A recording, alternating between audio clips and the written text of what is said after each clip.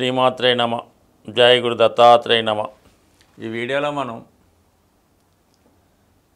October 1వ తారీఖు నుంచి డిసెంబర్ 31 మధ్యలో జరగబోయే త్రైమాసిక ఫలితాలు, వృశ్చిక రాశి వారి యొక్క ఆర్థిక స్థితి, ఆదాయ వ్యయాలు, లాభ నష్టాలు, మరి ధనాన్నిచ్చే అదృష్ట రోజులు మొదలగునవి ఈ వీడియోలో తెలుసుకునే ప్రయత్నం చేద్దాం. వృశ్చిక రాశి వారికి మరి రాశ్యాధిపతి కుజుడు బట్టి జాతకుడు ఏ విధంగా కష్టపడగలడు, ఎంత సమర్థవంతంగా పరిస్థితులను ఎదుర్కొని నిలబడగలడు అన్న విషయం లగ్నాధిపతి లేదా రాశ్యాధిపతి కుజుడిని బట్టి తెలుస్తూ ఉంటుంది. ఇక ధన విషయానికి వస్తే ధనాధిపతి గురువు. మరి గురువు జాతకుడి యొక్క సొంత ఆలోచనతో, కుటుంబ సహకారంతో, కుటుంబంలో చేస్తున్నటువంటి వ్యాపార వ్యవహారాలు, మిగతా వాళ్ళ సహకారంతో ఏ విధంగా ధనాన్ని సంపాదిస్తాడు, ముఖ్యంగా ఏ విధంగా సంపాదించిన ధనాన్ని సద్వినియోగపరచుకోవడం కానీ దాచుకోవడం, సేవింగ్స్ లాంటివి కూడా 2వ స్థానం బట్టే చెప్తాయి. 2వ స్థానంలో పాపగ్రహ సంచారం అయినప్పుడు జాతకుడు మరి తన దాచుకున్న ధనాన్ని ఖర్చు పెట్టవలసి ఉంటుంది. మరి అటువంటి ధనాధిపతిగా ఉన్నటువంటి గురువు మరి ప్రస్తుతం 7వ స్థానంలో సంచరిస్తూ రాశి మీద తన దృష్టి పెట్టడం జరిగింది. దానివల్ల ఇంచుమించుగా మరి మనం అనుకున్నటువంటి డిసెంబర్ నెలాఖరు వరకు కూడా గురువు అదే స్థితిలో ఉంటాడు. కాబట్టి ఇంచుమించుగా ఈ రాబోయే 3 నెలలు కూడా మరి ఈ రాశి వారికి ఆదాయ విషయంలో ఎటువంటి ఇబ్బంది ఉండదు. ఇక లాభాధిపతి బుధుడు. లాభాధిపతి బుధుడు మరి ప్రస్తుతం లాభస్థానంలో సంచరించడం వల్ల కొంతవరకు మరి ఇంచుమించుగా మనకి అక్టోబర్ 10వ తారీఖు వరకు కూడా జాతకుడికి బుధుడి యొక్క కారకత్వాలైనటువంటి అష్టమాధిపత్యం ద్వారా, లాభాధిపత్యం ద్వారా, అంటే ఆకస్మిక ధనలాభం, వారసత్వంగా, ఇన్సూరెన్స్ ద్వారా, చిట్ ఫండ్స్ ద్వారా, బోనస్ ద్వారా కూడా మీకు అక్టోబర్ 10 లోపు ఆదాయం వచ్చే అవకాశం ఉంది. పైపెచ్చు లాభస్థానంలో ఉండడం వల్ల మీకన్నా ముందు పుట్టినవారు, మీకన్నా పెద్దవారు, మీ స్నేహితుల ద్వారా మీకు ఆర్థిక సహకారం లభించే అవకాశం ఉంది. టోటల్గా చూసుకుంటే అక్టోబర్ 10వ తారీఖు వరకు ఫైనాన్స్ స్థితి ఓకేగా ఉంది. అక్టోబర్ 13 నుంచి ఇంచుమించుగా మీకు అక్టోబర్ 10 నుంచి మరి వ్యయ స్థానంలోకి సంచరిస్తూ ఉంటాడు. మరి 29వ తారీఖు దాకా సుమారుగా అక్టోబర్ 10 to 28 అంటే కేవలం ఒక 20 రోజులే 12వ స్థానంలో సంచరించినప్పుడు చాలా వరకు ఆర్థిక వ్యయం ఉంటుంది. మరి ఇంచుమించుగా చాలా ధనం మరి గృహ అవసరాల కొరకు, విలువైన వస్తువులు సమకూర్చుకోవడానికి, వాహనాలు మొదలు కొనుగోలు చేయడానికి, రిపేర్ చేయడానికి, మరి ఇటువంటి అవసరాల కొరకు మీకు ధన వ్యయం జరుగుతూ ఉంటుంది.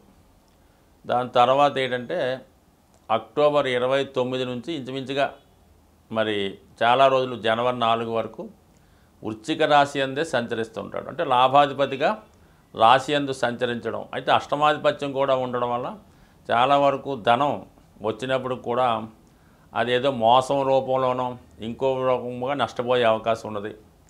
అలాగే మీరు ఏదైనా సంతకాలు పెట్టినా, ఎవరికన్నా షూరిటీ పెట్టినా ఆ విధంగా కూడా మీరు ధనాన్ని నష్టపోవలసి ఉంటుంది.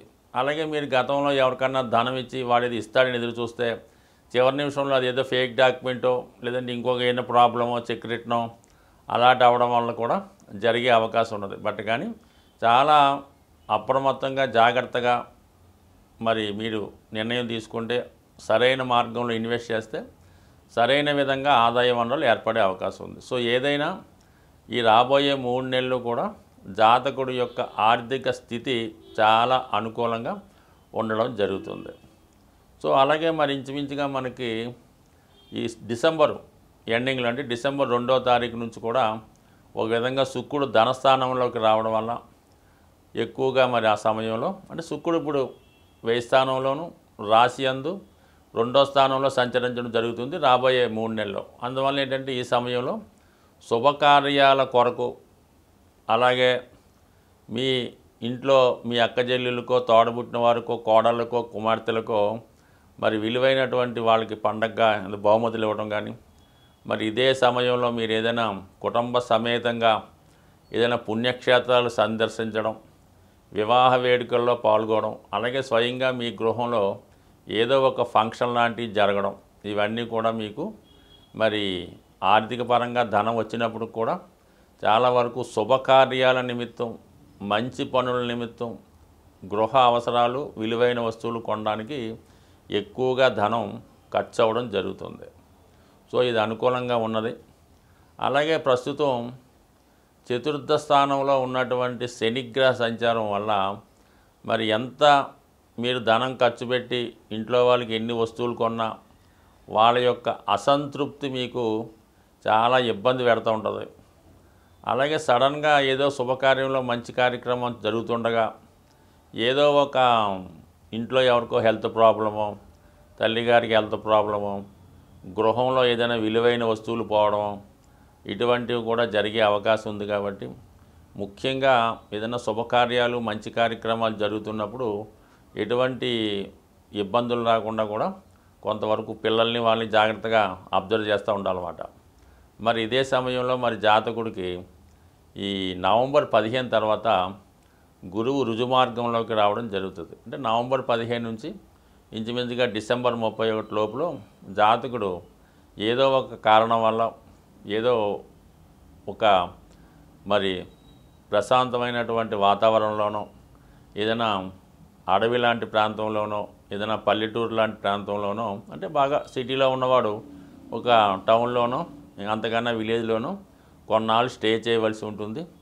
లేదా కొంతమంది ఏదైనా ఆశ్రమంలోనో, ఇతరుల గృహంలోనో, స్నేహితుల గృహంలోనో కొన్నాళ్ళ పాటు ఉండే సూచనలు కూడా ఉన్నాయి. బట్ ఏదైనా ఇది అర్ధాష్టమ శని ప్రభావం వల్ల జాతకుడు కొంతవరకు ఇతరుల గృహాలు నివసించే అవకాశాలు ఉంటాయి. అంటే ఏదైనా అది కొద్దిగా తప్పనిసరి పరిస్థితిలో కూడా కావచ్చు.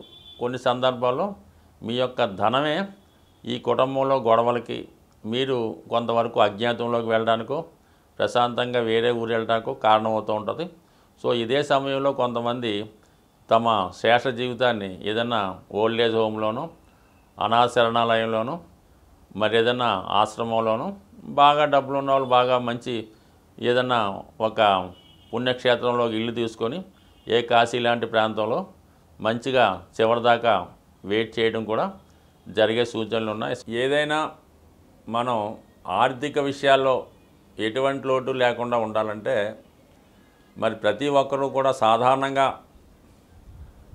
వారానికి ఒక రోజు, కామన్గా ఆంధ్రప్రదేశ్ ప్రాంతంలో చాలామంది నేను చూస్తుంటాను, ప్రతి శుక్రవారం కూడా వాళ్ళు ధనాన్ని ఖర్చు పెట్టడానికి ఇష్టపడరు. ఏదో విధంగా ఆ రోజుకి ముందుగానే ఏర్పాటు చేసుకొని ఈవెన్ పెట్రోల్ కానీ, ఏదైనా ఇంటి అద్దెలు, ఏ విషయంలో కూడా మీరు శుక్రవారం రోజు ధనాన్ని బయటికి పంపకూడదు. అలాగని పేటీఎం, ఏటీఎం కూడా చేయకూడదు. దాని తర్వాత శుక్రవారం రోజు ఇతరుల ఇంటికి వెళ్ళి వాళ్ళ ఇంట్లో నిద్ర చేయడం చేయకూడదు. ముఖ్యంగా స్త్రీలు, ఈవెన్ పుట్టింటికైనా, చుట్టాల ఇంటికైనా, అక్కగారింటికైనా శుక్రవారం ఎట్టి పరిస్థితిలో కూడా మీరు భర్త గారింట్లోనే, మీ ఓన్ ఇంట్లోనే ఉంటేనే బాగుంటుంది. ఇతరుల ఇంట్లో నిద్ర చేయడం వల్ల కొంతవరకు ఇబ్బంది అవుతుంది. అలాగే బంగారు ఆభరణాలు లాంటివి శుక్రవారం రోజు ఎవరికన్నా ఎరువు ఇవ్వడం కానీ, ఏదన్నా అర్జెంట్ పని వచ్చిందని తాకట్టు పెట్టడం కానీ చేయడం వల్ల చాలా వరకు ఆర్థిక పరంగా మీరు తిరిగి జీవితంలో కోలుకోలేకపోతుంటారు అన్నమాట. సో ఈ విధంగా ఈ నియమాలు పాటించి కనీసం శుక్రవారం కానప్పుడు వారి ప్రాంతాన్ని బట్టి మంగళవారం ఈ విధంగా చేయడం వల్ల మీకు ఏమవుతుందంటే 15% మనీ సేవింగ్ అవుతుందన్నమాట. అంటే ఒక్కరోజు మీరు ఆ ఖర్చులు అదుపు చేయడం వల్ల మీకు 15% సేవింగ్ అయినట్టే అవుతుంది. అది ఆటోమేటిక్గా మీకు దాన్ని 6 నెలలకి 100%గా మారుతూ ఉంటుంది అన్నమాట. అయితే ఇంకోటి ఏం చేయాలా, ముఖ్యంగా ఆర్థికపరమైన చికాకులకి తమలపాకులు మరి అమ్మవారికి కానీ, ఆంజనేయ స్వామికి కానీ, ఎవరికన్నా సరే మరి తమలపాకుల మీద కొద్దిగా సింధూరం మరి ఏదైనా నెయ్యిలో కలిపి బొట్టుగా పెట్టడం కానీ, ఇంకా అవన్నీ అక్కర్లేదు. తమలపాకులు, ఏలక్కాయలు మరి అమ్మవారికి తాంబూలంగా పెట్టాలన్నమాట. పెట్టచ్చు. అలాగే ఆంజనేయ స్వామి పెట్టచ్చు. ఇది చేయడం వల్ల కూడా మీకు ధన సంపద చేకూరుతూ ఉంటుంది. సరే, అది కొంతవరకు అదొకటి చేసుకోవచ్చు. తర్వాత ఏంటంటే మీ యొక్క పర్సులో లేదంటే మీ యొక్క క్యాష్ బాక్స్లో మారేడు దళం ఉంటుంది. మారేడు దళం అది ఏదైనా శివాలయంలో కానీ అమ్మవారి గుడిలో కానీ పూజ చేసింది ఒక మారేడు దళాన్ని తీసుకొని మీరు అది మీ పర్సులో పెట్టుకోండి. నిత్యం ధనం కలకలాడుతూ ఉంటుంది. ఎంత వాడిపోయినా ఎంత మాడిపోయినా ఈ మారేడు దళం మీరు పాకెట్లో పెట్టుకోవడం వల్ల కానీ పర్సులో పెట్టుకోవడం వల్ల జరుగుతుంది. ముఖ్యంగా మీరు ఒక అప్పు కొరకు వెళ్తున్నా, ఒక బ్యాంకు పని మీద వెళ్తున్నా, ఏ ఆర్థికపరమైన పని మీద వెళ్ళినా కూడా మారేడు దళం మీతో తీసుకెళ్ళడం కానీ, ఇంకా మీకు దొరికితే ఆ మారేడు దళాలతో మరి శివాలయంలో పూజ చేసి మారేడు దళంతో అర్చన చేయించి అందులో ఒక దళం తీసుకొని మీరు ఏ పని మీదన్నా వెళ్ళండి. ఆఖరికి భార్యాభర్తలు ఇడిపోయి ఉన్న రాజీ కొరకు మీరు వెళ్తున్నా కూడా అది ఖచ్చితంగా పూర్తి అవ్వడం జరుగుతూ ఉంటుంది. ఇది అద్భుతమైన రెమెడీ కాబట్టి ఇది కూడా మీరు నిరభ్యంతరంగా పాటించవచ్చు. అలాగే మరి కొంతవరకు ఒక పటిక బెల్లం ముక్క, చిన్న పటిక బెల్లం ముక్క ఇదే లేదా క్రిస్టల్స్ కానీ చిన్న చిన్న క్రిస్టల్స్ కానీ ఒక కవర్లో పెట్టి ఎప్పుడు మీ పాకెట్లో పెట్టుకోండి. ఏ పని మీద వెళ్ళినా కూడా అది మీ దగ్గర ఉంచుకుంటే 100% మీకు ఆ పనులు సక్సెస్ అవుతాయి. అలాగే ముఖ్యంగా చీమలకి, నల్ల చీమలకి పంచదార ఆహారంగా వేయడం వల్ల కానీ, చెరువులో అది చేపలు ఉంటాయి కదా, ఆ చేపలకి బిస్కెట్లో ఏదో ఒకటి ఆహారంగా వేయడం వల్ల కానీ, మరి అలాగే గోవుకి అరటిపళ్ళు, పసుపు రంగు అరటిపళ్ళు పెట్టడం వల్ల ఇవన్నీ కూడా జాతకుడికి అదృష్ట యోగాన్ని, సూక్ష్మంలో మోక్షంగా ధనం సంపాదించడానికి కారణమవుతుంది. స్వస్తి.